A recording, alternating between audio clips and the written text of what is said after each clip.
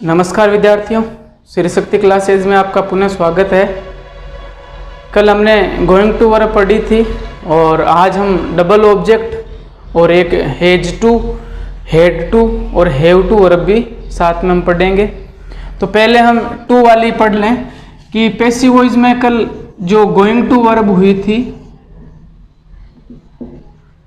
Going to verb में हमने क्या किया था कि जब गोइंग टू है तो टू के बाद जो वर्ब की फर्स्ट फॉर्म आ रही थी, हमने क्या किया, पैसिव वॉइस बनाते हुए उस समय हमने टू के बाद बी लगा दिया और वर्ब की थर्ड फॉर्म कर दी। तो और बाकी सेम सब रूल थे कि ऑब्जेक्ट को सब्जेक्ट बनाएंगे। तो अब हैज टू और हैव टू वर्ब भी इसी प्रकार की है, यानी कि जैसे हम एक तो सेंटेंस लिखूं, आई हैव रीड इंग्लिश, यहां पर जो हैज टू हैव टू जो वर्ब है वो नहीं है। क्यों नहीं है? हैव के बाद वर्ब की थर्ड फॉर्म आई हुई प्रेजेंट परफेक्ट है। लेकिन क्या होता है यहां पर, इसका हिंदी अर्थ क्या है कि मैं इंग्लिश से वो जो है वो मैं पढ़ चुका हूं। लेकिन अगर मैं इसी सेंटेंस को ऐसे लिखूं, I have to read English, I have to read English, तो यहां पर देखो हैव के बाद टू लगाया हुआ है और टू का हमने क्या रूल पढ़ा है कि टू के बाद में हमेशा वर्ब की कौन सी फॉर्म आती है? First form. ये रेड, थर्ड फॉर्म रेड है होती, मीनिंग यही है, रीड रेड रेड। तो यहां पर ये जो है वो फर्स्ट फॉर्म है और ये क्या है? थर्ड फॉर्म है। थर्ड फॉर्म कैसे है कि हैव के बाद में, हैज हैव के बाद अगर वर्ब आती है, मेन वर्ब आती है, तो हमेशा कौन सी फॉर्म में आती है? वर्ब की थर्ड फॉर्म में। और यहां पर फर्स्ट फॉर्म क्यों है? क्योंकि हैव के बाद में क्या है? टू, और टू के बाद वर्ब की फर्स्ट फॉर्म, यानी यहां पर मजबूरी शो की जा रही है। मजबूरी क्या है कि मुझे इंग्लिश पढ़नी पड़ती है, यानी कि यहाँ ये हैव टू ये वर्ब है और यहां पर है टेंस, प्रेजेंट परफेक्ट है, और यहां पर टू इन्फिनेटिव वाला जो रूल है वो है। तो अब इसमें क्या होगा कि सर हैव आ गया है, तो आपने कहा था 3 बराबर 3 साथ में बीन। हाँ, 3 बराबर 3 साथ में बीन होता है, लेकिन कब? जब ये टू नहीं होता। तो इसका हमने पैसिव वॉइस कैसे बनाया था? ये प्रेजेंट परफेक्ट है, तो सबसे पहले ऑब्जेक्ट को सब्जेक्ट बनाया, इंग्लिश हेल्पिंग वर्ब है, तो यहां पर भी हेल्पिंग वर्ब आएगी। अभी तो इंग्लिश एक सब्जेक्ट है, आई के साथ हैव लगाया गया है, जबकि सब्जेक्ट इंग्लिश है उसके साथ सिंगुलर है तो हैज लगाया जाएगा।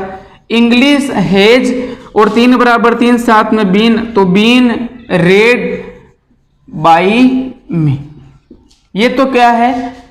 इसका पैसिव वॉइस है क्योंकि इसमें टू नहीं आया। अब इसमें क्या आया हुआ है?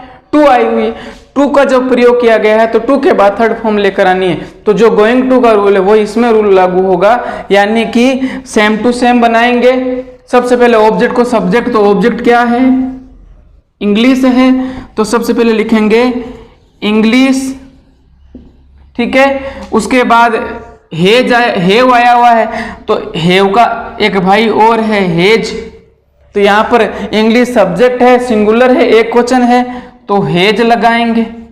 उसके बाद टू है तो यहां पर भी टू लगाएंगे। अब हमें थर्ड फॉर्म लेकर आनी है, थर्ड फॉर्म लेकर आनी है तो क्या लगा देंगे? बी, क्योंकि टू के बाद बी। देखो गोइंग टू में भी बी लगाया था, टू आ जाता है तो बी लगा देना। उसके बाद में READ रेड, ये थर्ड फॉर्म हो गई, ये थर्ड फॉर्म है। फर्स्ट फॉर्म भी यही होती है, बाई मी। तो ये आपको हैव टू फॉर्म भी समझ में आई हुई होगी। अब देखो एक सेंटेंस और करते हैं।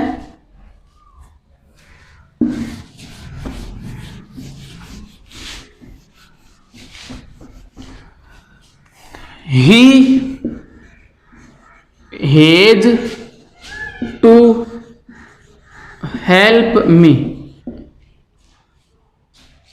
तो सबसे पहले हैज आया हुआ है, फिर टू आया हुआ है। अगर ये टू नहीं है, प्रेजेंट परफेक्ट का वाक्य बनाना है आपको, तो आप क्या करोगे? यहां पर इस टू को हटा दोगे, उसके बाद यहां पर थर्ड फॉर्म करनी पड़ेगी, क्योंकि प्रेजेंट परफेक्ट में तो वर्ब की कौन सी फॉर्म आती है? थर्ड फॉर्म आती है। तो यहां पर इसका तो अलग बनता, लेकिन यहां पर बीच में हेल्पिंग वर्ब और मेन वर्ब के बाद क्या लगा दिया गया है? बीच में टू लगा दिया गया है। तो टू आ गया है तो रूल वही है, सबसे पहले ऑब्जेक्ट क्या है? ये हेल्प मेन वर्ब है, ऑब्जेक्ट है मी, तो मी को सब्जेक्ट बनाएंगे तो मी का सब्जेक्टिव केस क्या होगा, मेन वर्ब से पहले तो आई। यहां हेल्पिंग वर्ब है तो यहां पर भी हेल्पिंग वर्ब कौन सी लगेगी, हेज का एक भाई और है हैव, प्रेजेंट में यही होती है। थर्ड अगर पास्ट में बात करें तो हेड, तो यहां पर आई के साथ क्या लगाएंगे, हैव, फिर यहां टू है तो यहां पर भी टू लगाएंगे, और टू के बाद हम क्या लगाएंगे, बी। अब बी लगाते ही हेल्प की थर्ड फॉर्म क्या हो जाएगी, हेल्प्ड बाय, उसके बाद में ही आया हुआ है तो मेन वर्ब के बाद ही आ रहा है, इसका मतलब ऑब्जेक्टिव केस क्या होगा इसका, हिम।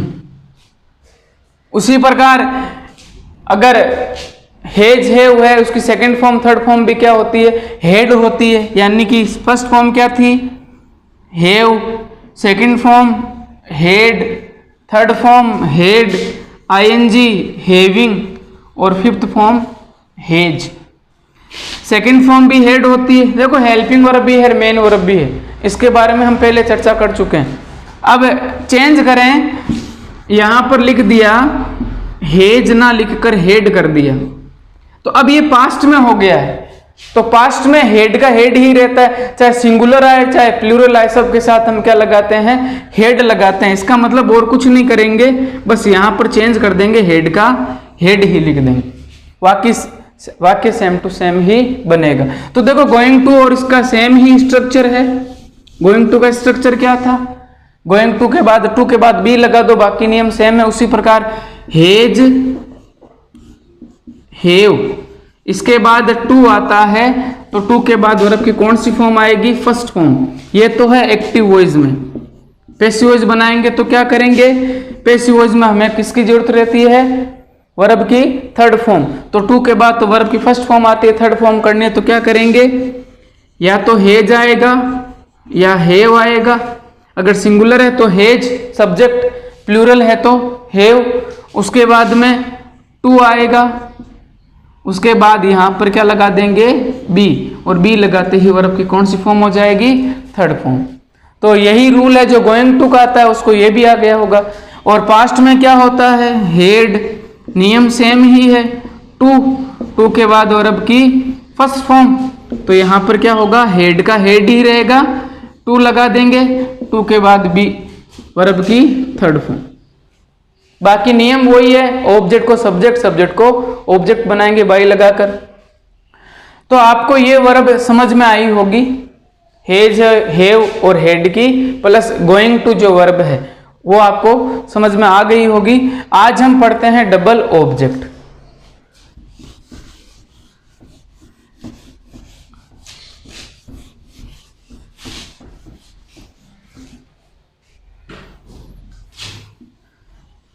डबल ऑब्जेक्ट का मतलब क्या है, देखो जब हमने बेसिक टर्म्स पढ़े थे उसमें इनके बारे में हमने लगभग बात कर ली थी, और मैं बार बार ये कह रहा हूं कि हमारा जो सब्जेक्ट और ऑब्जेक्ट कौन कौन बन सकते हैं, नाउन और प्रोनाउन। एडजेक्टिव उनकी विशेषता बताता है। तो डबल ऑब्जेक्ट का मतलब है कि हमारा सब्जेक्ट, कर्ता और जो कर्म ऑब्जेक्ट है वो कौन बनेंगे, नाउन संज्ञा, प्रोनाउन सर्वनाम। जो सब्जेक्ट है वो नाउन और प्रोनाउन बनता है, तो ऑब्जेक्ट भी क्या बनेगा, नाउन और प्रोनाउन। और इनकी विशेषता बताने वाले शब्द एडजेक्टिव, एडजेक्टिव आएंगे तो इनके बाद में नाउन आना जरूरी। इसका मतलब है कि जो नाउन और प्रोनाउन है वही हमारे क्या बनते हैं, सब्जेक्ट और ऑब्जेक्ट बनते हैं। अब क्या होता है, डबल ऑब्जेक्ट क्यों कहा गया, डबल का मतलब दो, कि कभी कभार वाक्य में दो ऑब्जेक्ट आ जाते हैं। दो ऑब्जेक्ट आने का मतलब पहला नियम है ऑब्जेक्ट को सब्जेक्ट बनाएंगे। अब दो ऑब्जेक्ट आ गए हैं तो हम उनमें से कौन सा बनाएं, उसके बारे में हमारी थोड़ी कंफ्यूजन हो जाती है। तो पहली बात ध्यान रखनी है कि जब भी हमारे डबल ऑब्जेक्ट आते हैं, डबल ऑब्जेक्ट जब आएंगे तो ऑब्जेक्ट नंबर एक यहां पर ये मेन वर्ब आएगी, मेन वर्ब के बाद ऑब्जेक्ट नंबर एक आएगा, उसके बाद तुरंत ऑब्जेक्ट नंबर दो आएगा। पहली बात समझ में आ गई। मेन वर्ब के बाद में ऑब्जेक्ट आता है, पहला ऑब्जेक्ट दूसरा ऑब्जेक्ट। अब दूसरा नियम है कि जब भी डबल ऑब्जेक्ट होता है तो उसमें, इसके बारे में हम पहले चर्चा कर चुके हैं, एक सजीव होता है, एक निर्जीव चीज होती है। एक सजीव चीज है, एक निर्जीव चीज है। जैसे मैंने लिखा है वैसे सजीव और निर्जीव आएगी। कहने का मतलब है यहां पर पहला जो ऑब्जेक्ट है वो क्या होगा, सजीव। और लगभग, वैसे नाउन और प्रोनाउन दोनों ही होते हैं, लगभग प्रोनाउन का यूज किया जाता है, नाउन का भी यूज कर सकते हैं। और दूसरी चीज क्या होगी, निर्जीव। ये है ऑब्जेक्ट नंबर 2। पहली बात समझ में, दूसरी बात ये समझ में आ गई होगी। मेन वर्ब के बाद ऑब्जेक्ट नंबर 1, उसके तुरंत बाद ऑब्जेक्ट नंबर 2, बीच में प्रीपोजिशन होगा, नहीं हो सकता। प्रीपोजिशन होगा तो एडिशनल जानकारी हो जाएगी, प्रीपोजिशन के बाद में नहीं हो सकता। उसके बाद दूसरी बात थी कि मेन वर्ब के बाद जो ऑब्जेक्ट नंबर 1 है वो क्या होगा, सजीव। ऑब्जेक्ट नंबर 2 जो है वो क्या होगा, कोई वस्तु होगा, कोई वस्तु होगी, निर्जीव चीज यहां पर होगी। तो जो सजीव, जो ऑब्जेक्ट नंबर 1 है, इस ऑब्जेक्ट नंबर 1 को कहा जाता है इनडायरेक्ट ऑब्जेक्ट। कौन सा ऑब्जेक्ट कहा जाता है, इनडायरेक्ट ऑब्जेक्ट। इनडायरेक्ट ऑब्जेक्ट कौन होगा, कोई सजीव। उसके बाद जो ऑब्जेक्ट नंबर 2 है वो क्या होगा, डायरेक्ट ऑब्जेक्ट। कौन सा ऑब्जेक्ट होगा, डायरेक्ट ऑब्जेक्ट। ये बात आपको समझ में आ गई होगी। ऑब्जेक्ट नंबर 1 इनडायरेक्ट ऑब्जेक्ट कौन होगा, एक सजीव, नाउन या प्रोनाउन। ऑब्जेक्ट नंबर 2 कौन होगा, एक निर्जीव चीज, यानी कि वो भी नाउन और प्रोनाउन ही होती है। डायरेक्ट उसको कहा जाएगा जो निर्जीव है, और इनडायरेक्ट जिसको कहा जाएगा वो सजीव है। ऑब्जेक्ट नंबर 1 क्या होता है, इनडायरेक्ट, सजीव है, और ऑब्जेक्ट नंबर 2 डायरेक्ट। अब देखो कुछ वर्ब है, अगर हमारी कक्षाओं की बात करें या कहीं और भी लेवल की बात करें तो आपको 2 या 3 वर्ब याद रखनी है। उनमें लगभग ये जो डबल ऑब्जेक्ट होता है लगभग उन्हीं में ही आएगा। कौन कौन से वर्ब है, आपको 3 वर्ब याद कर लो, इन 3 वर्ब से आपके हो जाएगी। पहली वर्ब है टीच, टीच यानी पढ़ाना। दूसरी है गिव, गिव यानी देना। और तीसरी बहुत कम होती है, बात करें तो आस्क, आस्क यानी पूछना। इनके बाद में टीच और गिव के बाद लगभग जो ऑब्जेक्ट होता है वो क्या होता है, डबल। कैसे होता है, वह हमें अंग्रेजी पढ़ाता है। क्या पढ़ाता है, अंग्रेजी। किसे पढ़ाता है, हमें। तो पढ़ाने का काम है, एक डायरेक्ट एक इनडायरेक्ट चीज हो रही है। जैसे कि ये वर्ब याद कर लेना, नहीं आए तो भी हम प्रश्न में देख सकते हैं कि कैसे बनेगा। देखो वाक्य लिख रहा हूं, ही टीचेज अस इंग्लिश। देखो कहीं पर बीच में प्रीपोजिशन कुछ भी नहीं है। कैसे पता चला, ये हमारा क्या है, सब्जेक्ट है, ये मेन वर्ब है।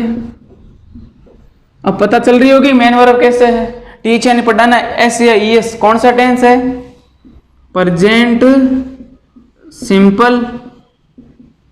उसके बाद अस, मेन वर्ब के बाद अस आया हुआ, अस यानी हमें। किसकी फॉर्म है, किसका केस है, वी का। जो फर्स्ट पर्सन वी है उसका केस है अस, ऑब्जेक्टिव है कि नहीं है। ऑब्जेक्टिव केस है तो पहला ऑब्जेक्ट आया कि नहीं आया, ऑब्जेक्ट नंबर 1। मेन वर्ब के तुरंत बाद ऑब्जेक्ट आता है, आ गया ऑब्जेक्ट नंबर 1। बताओ अस यानी हमें, हम क्या है, सजीव है या नहीं है, सजीव है, ऑब्जेक्ट नंबर 1। कुछ भी बीच में नहीं लिखा हुआ, आगे लिखा हुआ इंग्लिश। इंग्लिश एक संज्ञा है या नहीं है, एक इंग्लिश एक विषय है। तो विषय है, ऐसे तो है नहीं कि सजीव है। तो विषय यहां पर इनडायरेक्ट ऑब्जेक्ट इंग्लिश भी आया हुआ है, ये ऑब्जेक्ट नंबर 2। इनके बीच में कुछ भी प्रीपोजिशन का यूज नहीं किया गया। तो ये ऑब्जेक्ट हुए कि नहीं हुए, 2 ऑब्जेक्ट 2 हो गए। तो अब इनका पैसिव वॉइस कैसे बनेगा, क्योंकि हम चाहें तो इसको भी ले सकते हैं। पैसिव वॉइस का पहला रूल क्या है, ऑब्जेक्ट को क्या बनाएंगे, सब्जेक्ट। अब हमारे पास ऑब्जेक्ट 2 हो गए, तो सब्जेक्ट किसको बनाए? तो आपको ध्यान रखना है विशेष रूप से लगभग जो इनडायरेक्ट ऑब्जेक्ट होता है, इनडायरेक्ट कौन होता है? सजीव। प्रोनाउन ये आया हुआ है अस, हमें इनडायरेक्ट ऑब्जेक्ट को सब्जेक्ट बनाना है। किसको बनाना है? इनडायरेक्ट को। याद नहीं रहे तो मेन वर्ब के तुरंत बाद जो ऑब्जेक्ट आएगा उसको हम सब्जेक्ट बनाएंगे। अभी हम दोनों तरीके से बनाते हैं कि हम इनडायरेक्ट से बनाएंगे तो क्या करेंगे और डायरेक्ट से बनाएंगे तो क्या करेंगे। तो पहला ऑब्जेक्ट इनडायरेक्ट ऑब्जेक्ट हम इससे बनाते हैं, ठीक है। पहला रूल है ऑब्जेक्ट को सब्जेक्ट बना दो। अस आया हुआ है, इसको हमने सब्जेक्ट बनाया, इस ऑब्जेक्ट को यहीं पर छोड़ दिया। अस ऑब्जेक्टिव केस है, ये सब्जेक्ट में जा रहा है। अस किसका केस है? वी का। तो अस का सब्जेक्टिव केस क्या होगा? वी। उसके बाद में सिंपल सेंटेंस है तो यहां पर हेल्पिंग वर्ब आएगी, क्योंकि पैसिव वॉइस में थर्ड फॉर्म आती है, थर्ड फॉर्म बिना हेल्पिंग वर्ब के नहीं आती है। तो प्रेजेंट सिंपल है, तो प्रेजेंट सिंपल में हेल्पिंग वर्ब क्या लगती है? Is, are, am. तो हमारा सब्जेक्ट क्या है? वी। वी क्या होता है? प्लूरल होता है, तो प्लूरल के साथ में क्या लगाएंगे? आर। उसके बाद टीच की थर्ड फॉर्म, टीच की थर्ड फॉर्म पहले भी पढ़ चुके हैं, TAUGHT, टोट। वी आर टोट। उसके बाद अस आया हुआ है, अस को हमने क्या बना दिया? सब्जेक्ट। क्या पढ़ाई जाती है? बची हुई चीज क्या है? यहां पर लिख दिया इंग्लिश। उसके बाद क्या करेंगे? बाई लगाएंगे। बाई लगाकर ही का ऑब्जेक्टिव केस क्या हो जाएगा? हिम। तो ये आपको समझ में आया होगा, हमने कोई भी चेंज नहीं किया है, जहां इंग्लिश है वहीं पड़ी रही। बाई लगाकर ऑब्जेक्टिव केस लिख दिया। ये पहला रूल है, ये आपको समझ में आ गया होगा। दूसरा है कि हमें इसको नहीं बनाना है ऑब्जेक्ट, हमें इसको बनाना है। देखो लगभग एग्जाम में जो होता है वो इनडायरेक्ट ऑब्जेक्ट को सब्जेक्ट बनाया जाता है, यानी आपको ये याद रखना है। अब कभी एग्जाम में मान लो चेंज किया हुआ आ जाए तो क्या करना है? अगर इंग्लिश शुरुआत में आ जाए कि एग्जामिनर ने कहा है कि आप इंग्लिश को सब्जेक्ट बनाओगे, अस को नहीं बनाओगे, तो क्या करोगे? सबसे पहले इंग्लिश, फिर हेल्पिंग वर्ब आएगी। अब इंग्लिश है तो सिंगुलर है, विषय है तो लगाएंगे इज, ठीक है। उसके बाद TAUGHT, टोट। उसके बाद अस आया हुआ है, इसको हमने छेड़ा ही नहीं है। तो अगर इनडायरेक्ट ऑब्जेक्ट अपने स्थान पर ही है, यानी अस को हमने सब्जेक्ट नहीं बनाया है, तो उससे पहले हम क्या लगा देंगे? टू प्रीपोजिशन लगा देंगे। क्या लगाएंगे? टू लगाकर फिर लिखेंगे अस, ठीक है। फिर लगा देंगे बाई हिम। ये आपको समझ में आया होगा। हम एक बार पुनः पढ़ते हैं कि कैसे बनाया।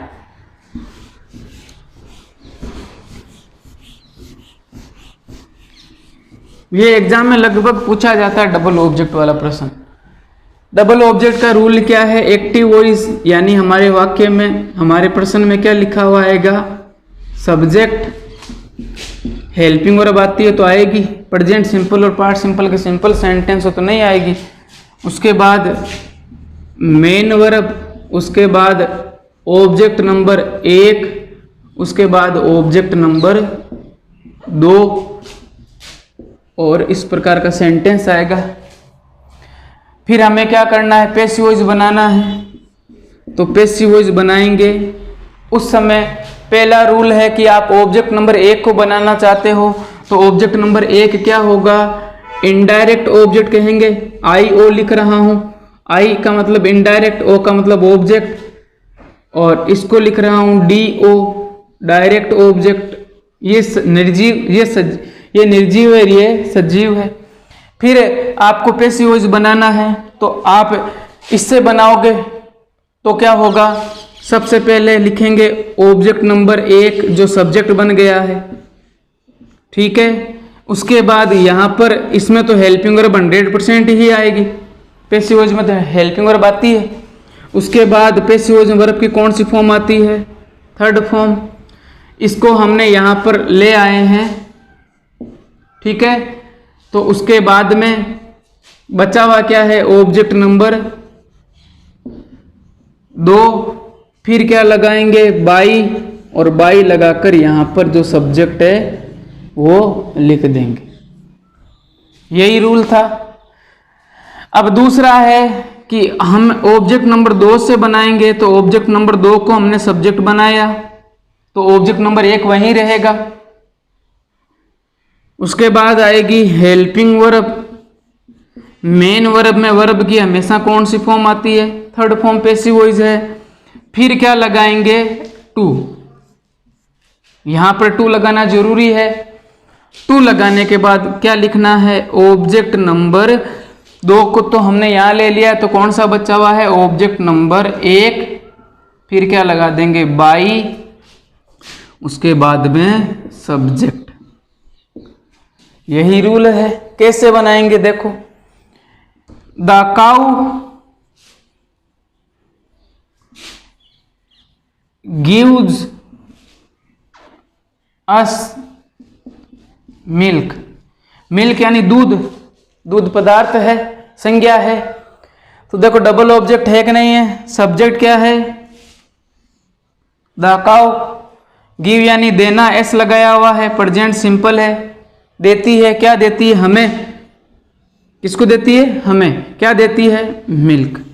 तो देख लो दो ऑब्जेक्ट है कि नहीं है, कहीं बीच में प्रीपोजिशन का यूज नहीं किया गया है। अस आया हुआ है, अस क्या है, इनडायरेक्ट ऑब्जेक्ट है, सजीव है। किसका केस है, वी का। तो हम ऑब्जेक्ट नंबर 1 ये है, ध्यान रखना है बीच में कुछ भी नहीं लिखा हुआ आएगा, तभी डबल ऑब्जेक्ट होगा। ऑब्जेक्ट नंबर 1 ये रहा, क्यों, क्योंकि ये प्रोनाउन है, प्रोनाउन हमारा सब्जेक्ट और ऑब्जेक्ट बन सकता है। ऑब्जेक्ट नंबर 2 ये रहा, ऑब्जेक्ट नंबर 2 क्यों ये ऑब्जेक्ट है, क्योंकि ये नाउन है, संज्ञा है, मिल्क। तो ऑब्जेक्ट नंबर 2 ये रहा।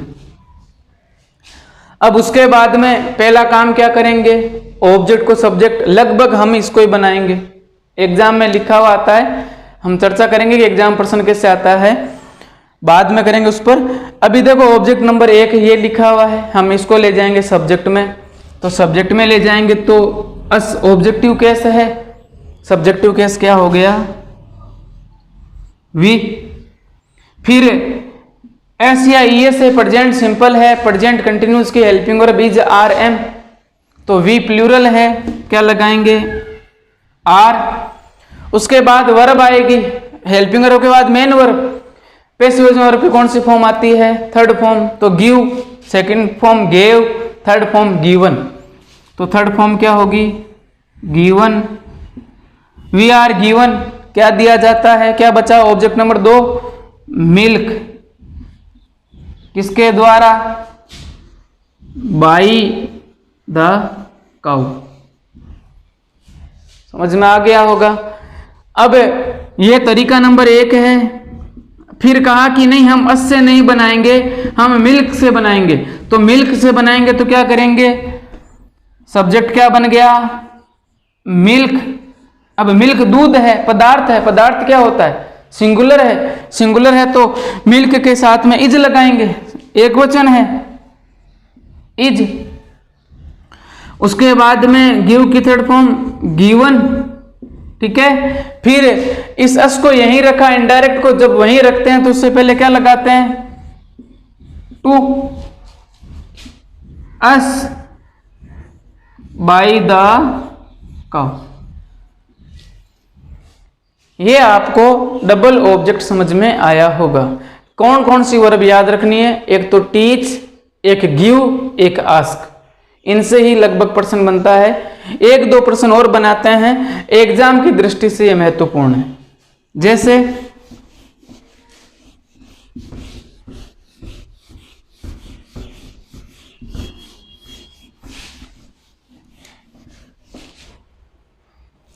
प्रश्न है, he asked him a question,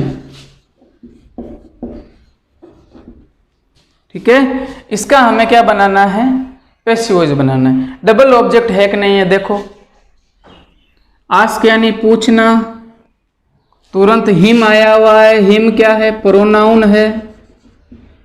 ठीक है, नाउन और प्रोनाउन ऑब्जेक्ट बन सकते हैं, मेन वर्ब के बाद में आया हुआ है। उसके बाद में एक क्वेश्चन, एक प्रश्न, प्रश्न भी क्या है? नाउन है। इसका मतलब ऑब्जेक्ट डबल है, कहीं बीच में कुछ भी नहीं लिखा हुआ है। तो क्वेश्चन निर्जीव, हिम सजीव। तो पहले हम इसका लगभग इसका ही बनाना है, आपको बार बार कह रहा हूं। इसमें हम टू लगाना भूल जाते हैं। अगर डायरेक्ट ऑब्जेक्ट को हम सब्जेक्ट में ले जाते हैं तो जब लगभग हमारी गलती क्या होती है कि हम टू लगाना भूल जाते हैं। तो हमारी सुविधा के लिए हम इसको ही बनाएंगे, क्योंकि इसमें टू का कोई लफड़ा है ही नहीं। तो ही है, हिम है। आस्क्ड आया हुआ है, बताओ आस्क्ड आया हुआ तो कौन सा टेंस है? पास्ट सिंपल है। क्यों? क्योंकि ही होता है। अगर प्रेजेंट सिंपल होता तो एस या ई एस लगाता, यानी आस्क्स आता, एस आता, नहीं आया हुआ है। तो एक ही टेंस, दूसरा टेंस बचा है जिसमें हेल्पिंग वर्ब नहीं आती है। वो कौन सा होता है? Past perfect. तो आस्क्ड आया हुआ यानी वर्ब की सेकंड फॉर्म। तो सिंपल किस में चेंज होता है? कंटिन्यूज की हेल्पिंग वर्ब।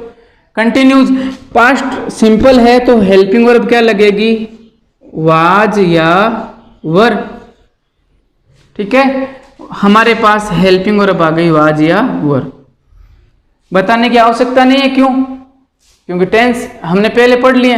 अब सबसे पहले हम इसको क्या बनाएंगे? ये ऑब्जेक्ट नंबर 1, ये ऑब्जेक्ट नंबर 2। तो हम इसको बनाएंगे सब्जेक्ट। तो हिम ऑब्जेक्टिव केस है, हिम का सब्जेक्टिव केस क्या होता है? ही, हिज, हिम, यही होता है। ही, हिज, हिम। तो हिम सब्जेक्ट में आ गया तो क्या हो गया? ही। उसके बाद ये आस्क्ड आया हुआ है, हमें थर्ड फॉर्म लेकर आनी है। थर्ड फॉर्म बिना हेल्पिंग वर्ब के नहीं आती है। सेकंड फॉर्म है तो हेल्पिंग वर्ब लगाएंगे वाज या वर। हिज क्या है? सिंगुलर है, एस फॉर सिंगुलर, वाज। अब थर्ड फॉर्म भी आस्क्ड ही होती है। ठीक है, आस्क्ड हो गया। बाद में क्या बचा हुआ? एक क्वेश्चन, और फिर बाई। अब ये ही भी क्या है? इसका ऑब्जेक्टिव केस क्या होगा? मेन वर्ब के बाद आ रहा है तो हिम। अब है कि हमें एक क्वेश्चंस जो है इसको हमें सब्जेक्ट बनाना है। तो अगर इनडायरेक्ट ऑब्जेक्ट जहां रहता है अगर वहीं रखते हैं तो टू लगाएंगे। तो अब एक क्वेश्चन से कैसे बनेगा? एक क्वेश्चन, ये सब्जेक्ट बन गया तो हिम यहीं रहेगा। उसके बाद में क्वेश्चन भी सिंगुलर है तो वाज। आस्क की थर्ड फॉर्म आस्क्ड, टू लगाएंगे। टू के बाद हिम, यहां पर बाई, ही भी यही है तो हिम। दोनों अलग अलग हैं। एक जो पुल्लिंग है, पुल्लिंग ने पुल्लिंग से ही प्रश्न पूछा, तो ये हिम एक दूसरे व्यक्ति के लिए, ये ही एक दूसरे व्यक्ति के लिए। ये समझ गए होंगे हिम, टू हिम और बाई हिम क्यों आया। तो ये है डबल ऑब्जेक्ट। तो डबल ऑब्जेक्ट में ये रूल लगभग हमें याद नहीं रखना है, हम टू भूल जाते हैं। हमें ये पहला ही लिखना है कि हम तो नाउन, जो नाउन और प्रोनाउन यानी जो सजीव है, यानी जो मेन वर्ब के तुरंत बाद में आ रहा है, हम उसको ही क्या बनाएंगे? हमारा सब्जेक्ट बनाएंगे। एक दो प्रश्न और करते हैं।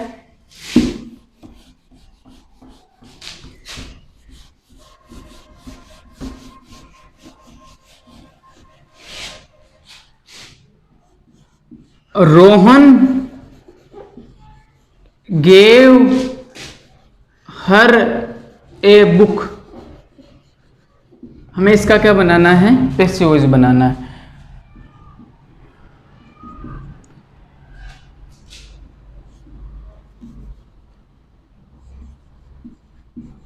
Ram and Mohan taught them a lesson।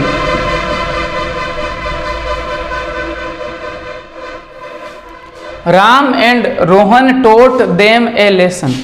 ये दो सेंटेंस है। आप पहले ट्राई करो कि आप बना सकते हो कि नहीं बना सकते, और इसमें डबल ऑब्जेक्ट है या नहीं है, तो कैसे पता चला?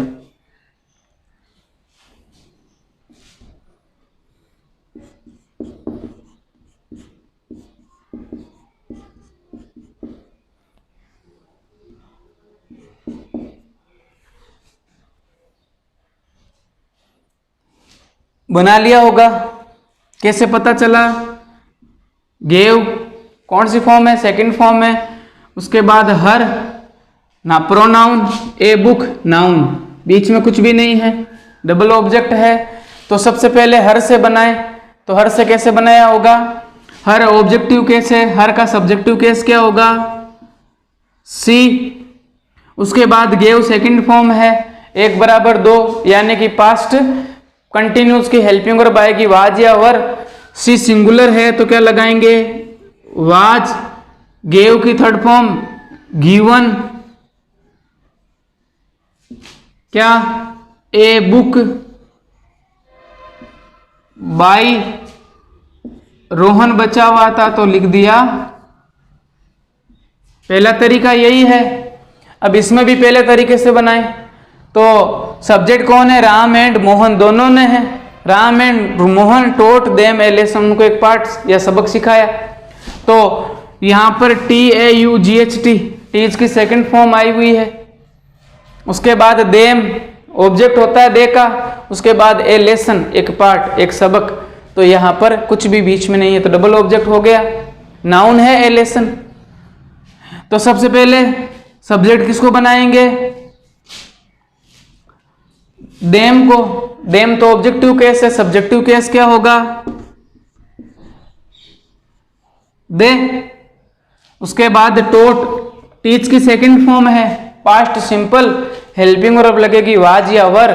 सब्जेक्ट क्या बन गया? दे, तो दे होता है तो प्लूरल है तो वर, ठीक है। उसके बाद टीच की थर्ड फॉर्म टोट ही होती है। ए लेसन, फिर लगाएंगे बाई, ऑब्जेक्ट को सब्जेक्ट बनाएंगे और सब्जेक्ट को ऑब्जेक्ट, तो राम एंड मोहन, इनमें कोई चेंज नहीं करेंगे। बाई राम एंड मोहन, ये है डबल ऑब्जेक्ट। अब आप चाहते हो कि दूसरे तरीके से बनाएं, कि हम डायरेक्ट ऑब्जेक्ट से बनाए, ए बुक से बनाएंगे, तो क्या होगा? इसका कैसे बनेगा? ए बुक दो तरीके से बनता है, was given.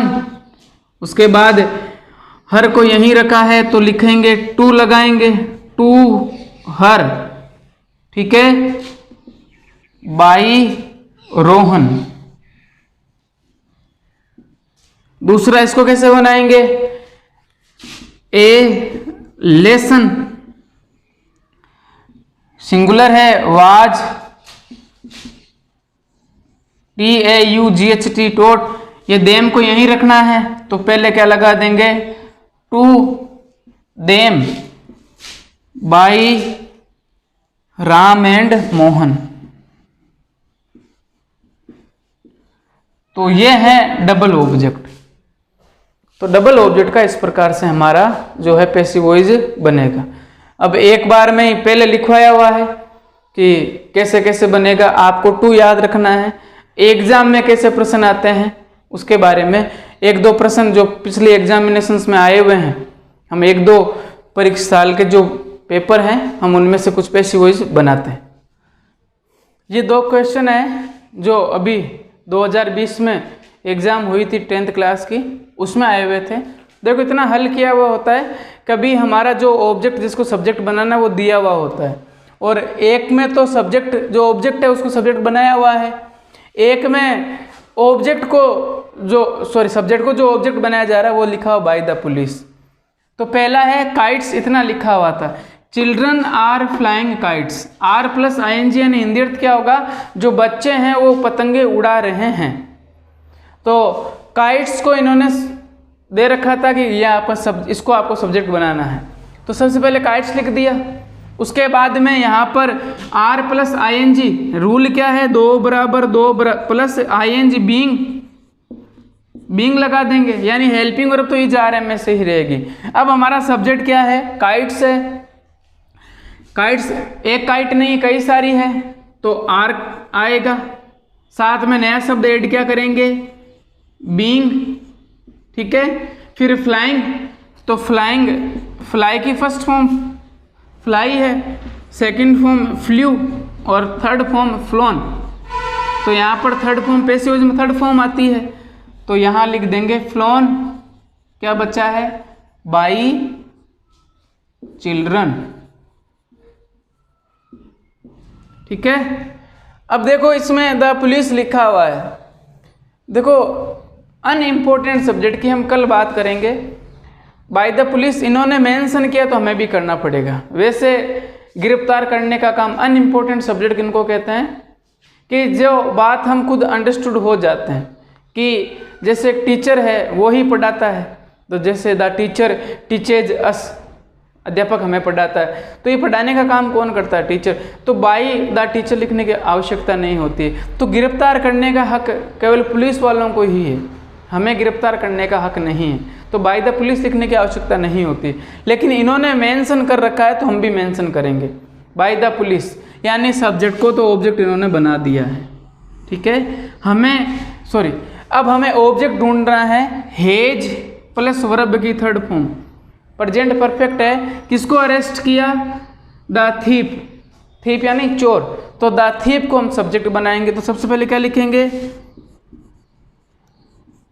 The thief hedge plus verb, hedge plus verb की थर्ड फॉर्म 3 नंबर पर है, हेज 3 बराबर 3 साथ में बीन।